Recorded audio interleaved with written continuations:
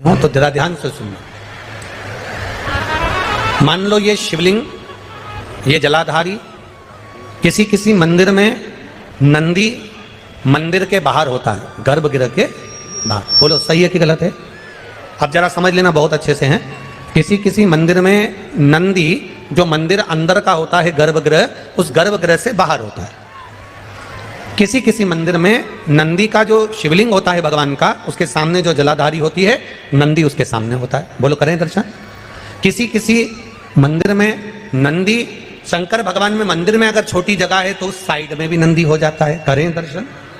कहीं कहीं शिवलिंग है, जलाधारी है, सब कुछ है, गणेश जी नहीं है, कार्तिकेय जी नहीं है, पार्वती जी नहीं है, केवल शिवलिंग है, जलाधारी है और नंदी है। करें हैं दर्शन?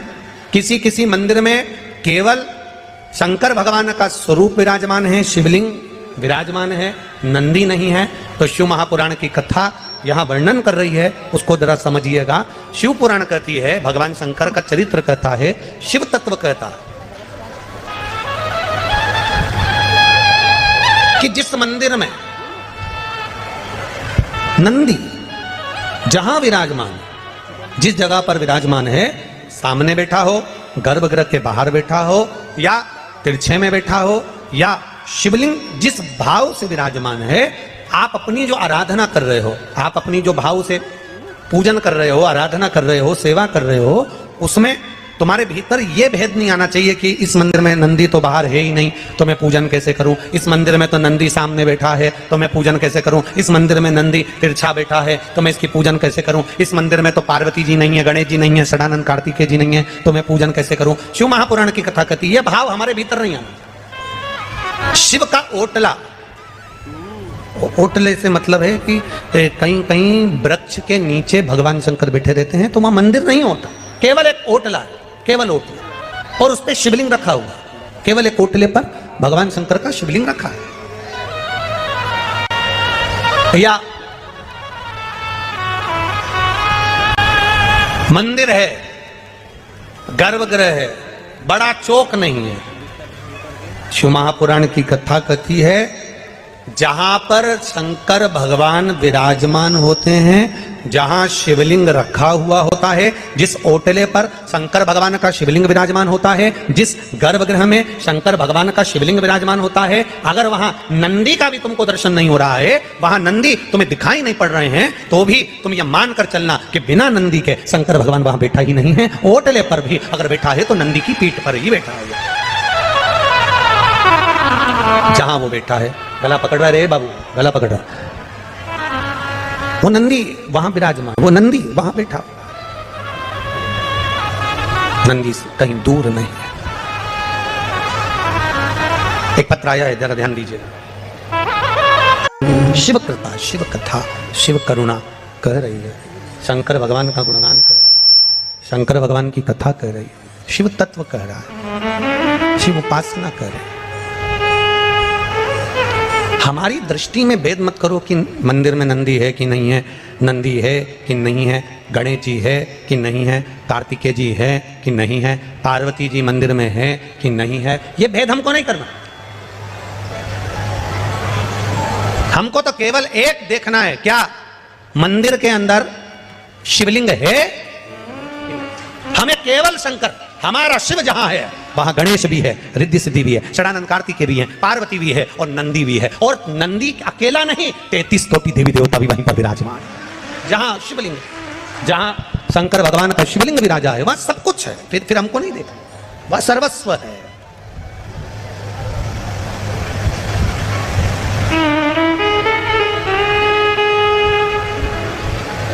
और महाराज,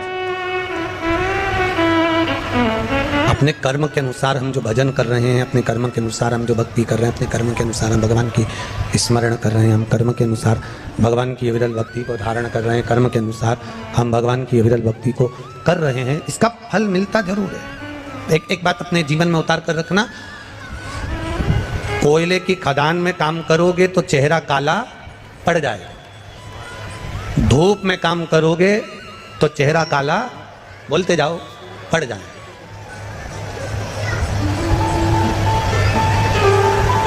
कोयले का काम करा तो भी चेहरा काला हुआ, धूप में काम करा तो भी चेहरा काला हुआ, और कोई कोई ऐसा होता है कि पैदा ही काला होता है। अब समझना जरा, बहुत अच्छे से समझना कि कोयले से अगर चेहरा काला हो गया तो पानी से धो लोगे साफ हो जाएगा, ठीक है। धूप से अगर चेहरा काला हुआ तो क्रीम से साफ हो जाएगा। अब जिसने बचपन से ही, बाल्यावस्था से ही बेकार काम करना चालू कर दिए, झूठ, प्रपंच, छल, बेईमानी, अपशब्द कहना, गाली देना, ताने देना, आड़ा टेढ़ा कहना, चोरी करना, कपट करना, अहंकार करना, जिसने बचपन से ही काले काम करना प्रारंभ कर दिए, कोयले की कालोच पानी से धुल जाती है, धूप में काले हुए तो क्रीम से धोई जा सकती है, पर अगर हमारा कर्म ही काला हो गया, हम बेकार कर्म करना चालू कर दिए, तो काय से भी साफ नहीं होता। काय से तो वो साफ नहीं होगा। आप उसका कितना भी प्रयास कर लो, आप उसका कितना भी प्रयास नहीं कर लो, आप उसका कितना भी प्रयास कर लो, वो खाली नहीं हो सकता। आप अच्छा कर्म करेंगे, बेस कम कर दे बाबा, आप अच्छा कर्म करेंगे और अच्छा कर्म करेंगे तो उसका फल हमें अनुकूलता में प्राप्त जरूर होगा।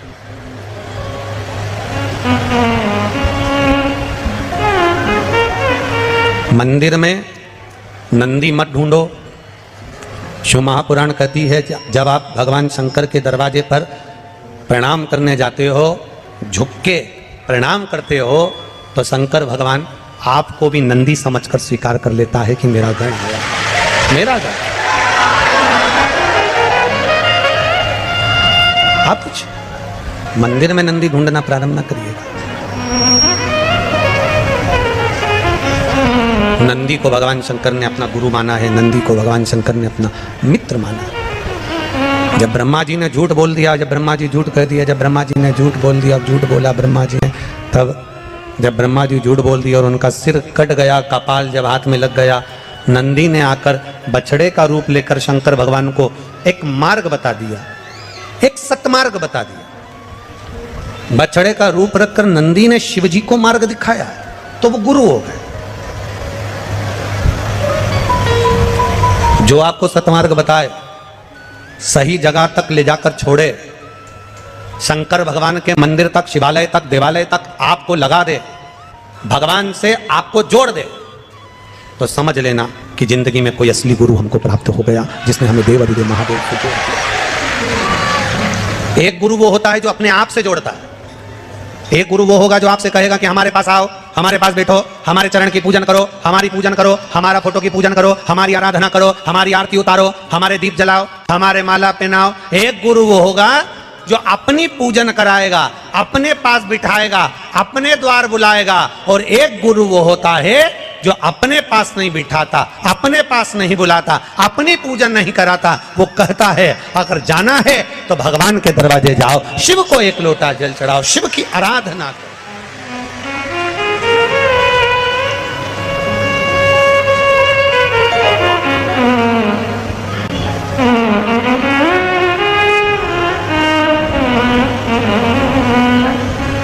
एक आराधना का जो बल है, उस बल को हमें बढ़ाना है। एक श्रद्धा और विश्वास का जो बल है, उसको हमें बढ़ाना है।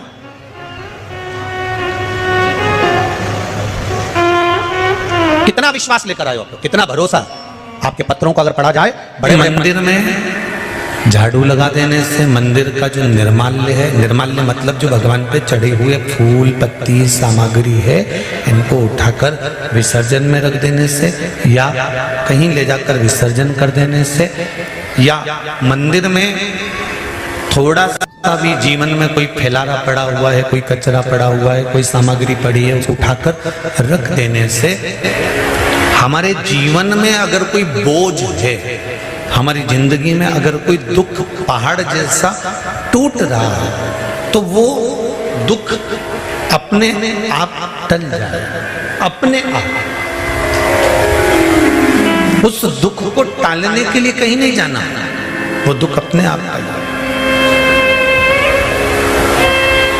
एक बात और स्मरण में रहे, घर में अगर गौ माता है घर में तुलसी का पौधा है और घर में अगर तुम्हारे बुजुर्ग विराजमान हैं, घर के माता पिता हैं, घर के कोई वृद्ध दादा दादी हैं, घर का कोई बूढ़ा व्यक्ति आपके साथ में रह रहा है, तुलसी का क्यारा है या गौ माता है, तो शिव महापुराण की कथा कहती है जब जिंदगी में कोई भी दुख तुम्हारे घर के दरवाजे को टच करता है, उससे पहले ये तीन जो तुम्हारे घर में हैं, तुलसी का क्यारा, गौ माता और घर के बुजुर्ग, इनके स्वास्थ्य में अपने आप गड़बड़ी होना प्रारंभ हो जाती है।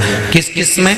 तुलसी का क्यारा मुरझाने लगेगा, तुलसी सूखने लगेगी, कितनी भी बारिश हो थोड़े दिन अच्छी रहेगी फिर वापस मुरझा जाएगी। 4 महीना सावन भादो कुंवर कार्तिक तो अच्छी रहेगी, फिर वापस वो मुरझा जाएगी। मतलब जरूर घर में कुछ ना कुछ दुख आने वाला। गौ माता बार बार बीमार पड़ रही है, गाय तुम्हारे घर में है, वो चारा नहीं खा रही है, पानी नहीं पी रही है, उसको कोई तकलीफ हो रही है, समझ लेना कि घर में कोई दुख आया होगा, उसने अपने ऊपर ले लिया होगा। घर के बुजुर्ग, घर के माता पिता, घर के बयो, घर के वृद्ध, ये जो घर में जो बड़े होते हैं ना, ये दिन भर बैठकर टीवी के सामने भले शिव पुराण सुनते हो, भजन करते हो, कीर्तन करते हो, मंत्रमाला करते हो, तो घर के बच्चों का, घर के बेटा बेटी का, घर के परिवार के व्यक्ति का सारा दुख ये अपने माथे पर ले लेते हैं।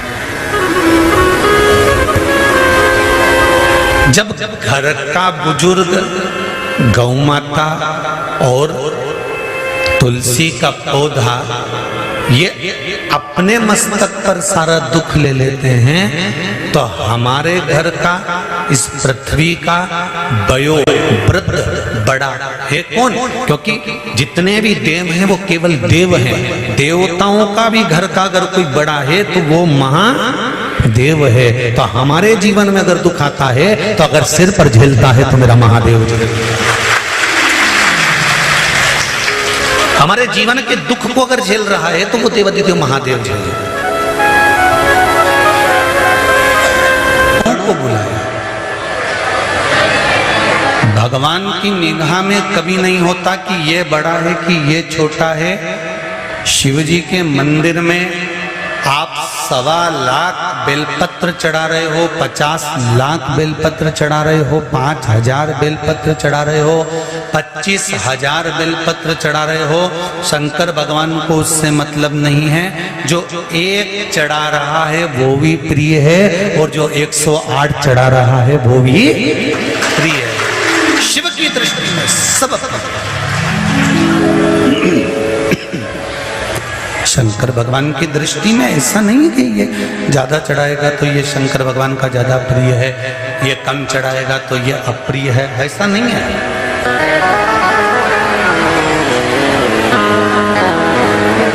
उसके चरणों में जाकर बस केवल निवेदन कर देने पर भी सुख का अनुभव हो जाता है, आनंद का अनुभव हो जाता है और जीवन के कई दुख तकलीफ अपने आप मिट जाते हैं।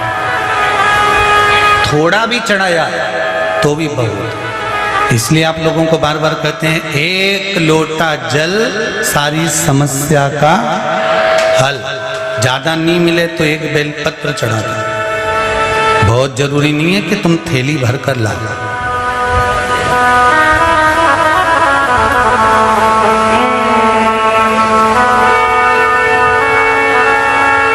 अचार, तुम्हारे यहां मेहमान आता है तो अचार एक कटोरी भर के देते हो कि एक चम्मच से देते हो? बोलो, जम के बोलो। एक चम्मच अचार दे देते हैं कि ये सब्जी नहीं समझ में आए तो बेरू तो अचार से खा लीजिए। बोलो सही है कि गलत है? सब्जी एक भगोना, ठीक है। बगार कितना लगाओगे? एक भगोना। बगार कितना? 1 किलो इसमें तेल डाल दो, इतनी सी जीरा, इतनी सी राई, थोड़ा सा नून, थोड़ी सी मिर्ची। बगार इतने बड़े भगोने में बघार इतना सा, और पूरी दाल में स्वाद आ गया वो इतने से बघार से। इतना भगोना भर के दूध, दही बनाने में जामन इतना सा जामन डाला, एक भगोना दूध दही बन गया। इतना सा बघार लगाया, इतनी दाल में स्वाद आ गया। इतनी बड़ी थाली में 56 भोग और इतना सा अचार धर दिया, स्वाद आ गया। उसी तरह भगवान ये नहीं कहते कि भगोना भर के बेलपत्र लाना, भगवान तो कहते एक बेलपत्र लेकर आना, उसको मैं स्वाददार बना दूंगा। मात्र एक बेलपत्र से भी स्वाद प्रबल हो सकता है, एक चावल के दाने से भी शंकर प्रसन्न हो सकते हैं। केवल उसको रिझाने वाला चाहिए, केवल इसको रिझाने वाला।